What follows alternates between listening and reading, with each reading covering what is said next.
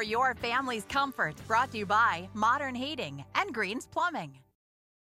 Welcome to For Your Family's Comfort, brought to you by Greens Plumbing and Modern Heating. Oops, something's different there, isn't it? Yeah, there's a little bit of difference. This is our first show that we've filmed since the merger of the two companies, Greens Plumbing and Heating and Modern Heating and Plumbing.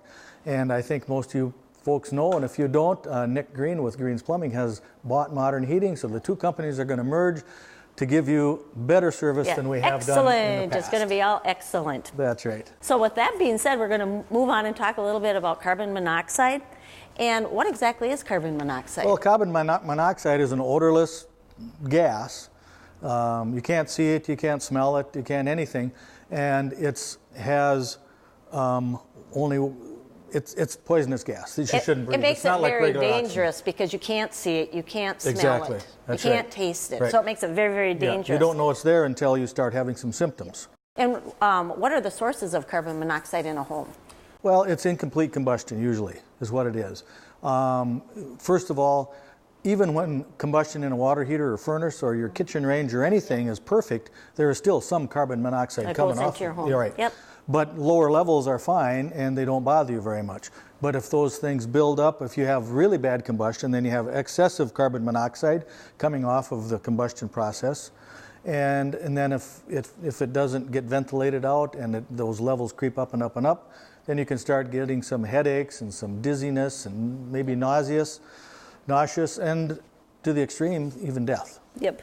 And so the symptoms are flu-like, but the Right. difference, some people have said, how do I know if I have the flu or how do I know if it's carbon monoxide? And a lot of things that I've read say with flu, not everybody gets sick at once. And That's with right. carbon monoxide, everybody kind of gets sick at the same time. Pretty much, yep. So safe levels are probably... Below 50 parts per million, I would say, or maybe up to 70 Yep. for continuous exposure. Yeah, and it starts getting dangerous if you're above 150 to 200. That's right. And people start feeling Yep. sick and whatever. I read over each year in the United States, over 500 people die from carbon monoxide poisoning, and there's 8,000 to 15,000 people treated annually. That's right.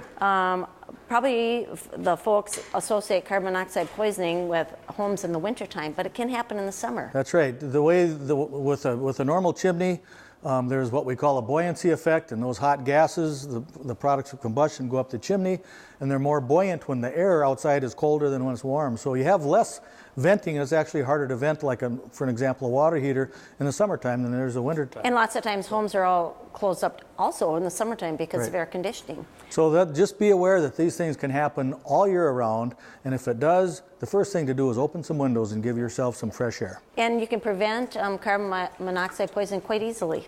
Yep.